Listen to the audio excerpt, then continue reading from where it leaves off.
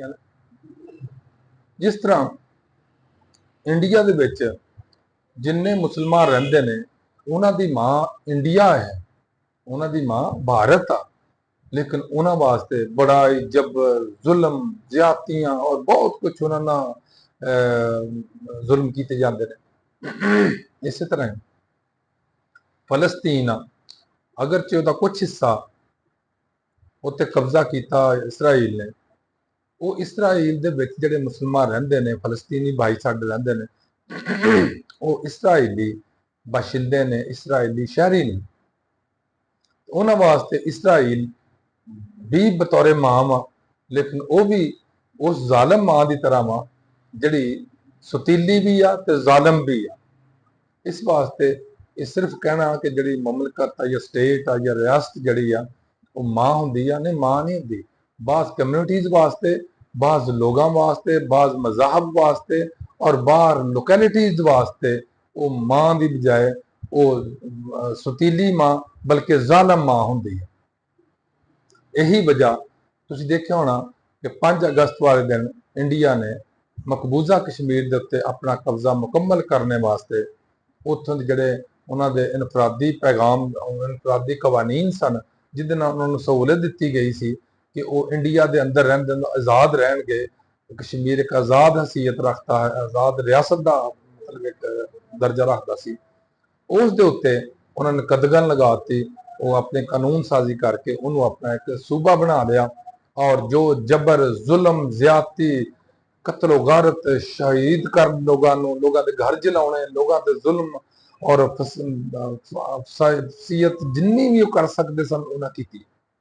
इसी तरह ही साडे बिल्कुल फलस्तीन के उपर इसराइल भी कर रहा, लेकिन हैरानगी की गल आ और इंतहाई शर्मिंदगी की गल आ कि साडे 1.5 अरब मुसलमान और तकरीबन 50 के करीब मुसलमान मुल्क ने जिन्होंने मासा एहसास नहीं, मासा गैर तो हमीयत नहीं जागती कि ये जुल्म ज्यादती क्यों हो रही है और क्यों हनूदो यहूद मुसलमानों के उपर कर रहे हैं।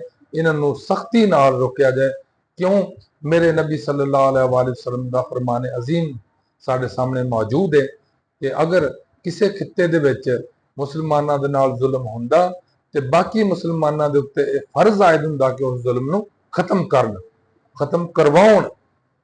और उनके वास्ते फरमाया हजूर सल्लल्लाहु अलैहि वसल्लम ने कि तुसी जहाद करो और जहाद के फिर 3 दर्जे देते। हजूर ने फरमाता कि पहला दर्जा यह है कि तुसी इस जबर नूं जुल्म नूं बजोरे शमशीर और अपने बाजू ना रोको, ताकत ना रोको।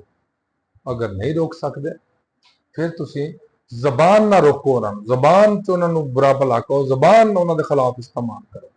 अगर यह भी नहीं कर सकते, मरी गए जे जिस तरह हुण मुसलमान मुल्क मरे बैठे ने, तो फिर कम से कम दिल के अंदर तो उन्होंने बुरा कहो। लेकिन साडे मुसीबत यह आ कि हुण दिल के अंदर भी बुरा नहीं कहते। साडे बाजवा साहब सन, वो इंडिया ना भी ईराना बनाना चाहते थे हिंदुओं नाल, हालांकि वो बड़ा जालम सी साडे मुसलमान भाइयों के मुतलक इंडिया कर रहा सी मोदी, और मोदी ने इत्थे बुलाउण दा प्रोग्राम बनाया। इस तरह ही बाजवा साहब ये भी चाहते थे कि इसराइल ना तलका ठीक है, वो जो मर्जी करी जाए, वो कतलो गारत करी जाए, मुसलमानों फलस्तीनियों की तबाही लाई जाए, उन्होंने बेड़ा गर्क करी जाए, उन्होंने नस्लकुशी करी जाए, खा इंडिया करे इसराइल करे, लेकिन साडे इंडिया और इसराइल ना तलकात ठीक होने चाहिए। लानत है यहो सोचते और लानत है यहो तलकात बनाउण। मेरे नबी और मेरे अल्लाह के फरमान के 100% खिलाफ गल जाती है। ठीक है, बराबरी की बुनियाद के उपर तलकात गैर मुसलमान बनाने की कोई हर्ज नहीं है, लेकिन अगर वह जुल्म जबर नहीं करता, अगर साडे भाइयों ते साडियां बहनों ते साडे बजुर्गों के उत्ते साडे बच्चों के उपर जुल्म बरबरीयत कर रहे हैं, साडी कोई दोस्ती उन्हां नाल नहीं जी, साडी कोई उन्हां नाल तलकात नहीं है, साडी कोई उन्हां नाल मिलन वर्तन नहीं है। लेकिन बाजवा साहब ये चाहते थे और मौजूदा हुकूमत भी यही कुछ ही कर रही है कि इंडिया नाल तलकात वधाओ। हालांकि इंडिया सानू की दे सकता, इंडिया सिर्फ एक चीज सानू दे सकता कि मेरे पाकिस्तान, मेरे प्यारे पाकिस्तान के अंदर कदी अफगानिस्तान की तरफों सूबा सरहद के अंदर, कदी बलोचिस्तान दे विच ईरान की तरफों, और कदी अपने इंडिया की तरफों सिंध और पंजाब के अंदर मुदाखलत करता और तखरीबकारी करता। यही हाल इसराइल का वा। इसराइल ने साडे नाल ਕਿਹੜੇ ਮੁਕਾਮ ਤੇ ਅੱਛਾ ਕੀਤਾ। ਹਰ ਉਹ ਮੌਕਾ ਜਿਹਦੇ ਉੱਤੇ ਸਾਨੂੰ ਨੁਕਸਾਨ ਪਹੁੰਚਣ ਦਾ ਖਤਰਾ ਸੀ ਜਾਂ ਕੋਸ਼ਿਸ਼ ਕੀਤੀ ਗਈ ਹੈ ਇੰਡੀਆ ਦੀ ਤਰਫੋਂ, ਉਹ 'ਚ ਇਸਰਾइल बजोर शमशीर और बजोर ताकत और मौजूदगी फिजिकली मौजूदगी ਉੱਤੇ। ਹੁਣ ਜਦੋਂ ਇੰਡੀਆ ਨੇ ਸਾਡੇ ਤੇ ਹਮਲਾ ਕੀਤਾ ਸੀ, ਉਦੋਂ ਇੰਡੀਆ 'ਚ ਮੌਜੂਦ ਸੀ ਇਸਰਾइल। ਜਦੋਂ ਸਾਡੇ ਤਿਆਰੇ ਉਦੋਂ ਸੁੱਟੇ, ਅਸੀਂ 2 ਤਿਆਰੇ ਇਹਨਾਂ ਦੇ ਗਿਰਾਏ ਸੀ।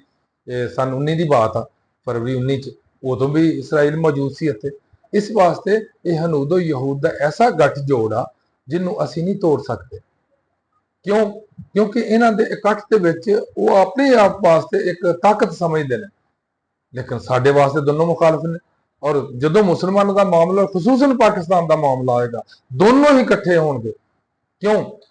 ਇੰਡੀਆ ਟੁੱਟਾ ਤੇ ਪਾਕਿਸਤਾਨ ਬਣਿਆ, ਪਾਕਿਸਤਾਨ ਤੋੜਿਆ ਤੇ ਬੰਗਲਾदेश ਬਣਿਆ। ਕਿੰਨੇ ਬਣਾਇਆ? ਇੰਡੀਆ ਨੇ। ਅੱਛਾ, ਇਸਰਾइल ਬਣਿਆ ਤੇ ਸਭ ਤੋਂ ਜ਼ਿਆਦਾ ਮੁਖਾਲਫ ਹੁਣ ਤੱਕ ਅਗਰ ਉਹਦੀ ਮੁਖਾਲਫਤ ਕਰ ਰਿਹਾ ਤੇ ਕੌਣ ਕਰ ਰਿਹਾ ਸੀ? ਪਾਕਿਸਤਾਨ।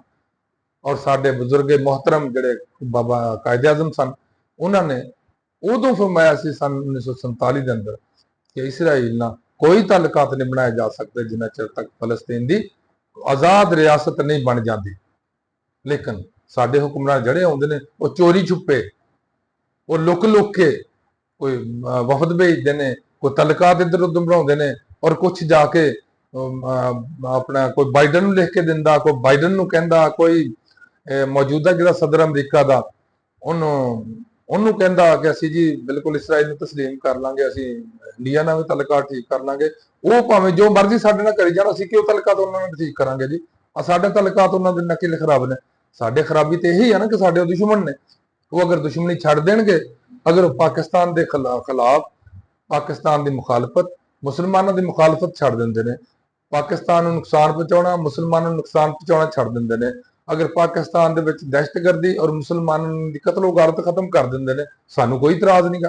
ਲੇਕਿਨ ਜਿੰਨਾ ਚਿਰ ਤੱਕ ਉਹ ਇਹ ਕੰਮ ਕਰਦੇ ਨੇ, ਜਾਇਜ਼ ਰੱਖਦੇ ਨੇ, ਸਾਡੀ ਕੀ ਦੋਸਤੀ ਆ ਉਹਨਾਂ ਦੇ ਨਾਲ, ਸਾਡਾ ਕੀ ਤਲਕ ਆ, ਸਾਡਾ ਕੀ ਰਿਸ਼ਤਾ ਉਹਨਾਂ ਦੇ ਨਾਲ। ਲੇਕਿਨ ਮਜਬੂਰੀ ਕੀ ਆ?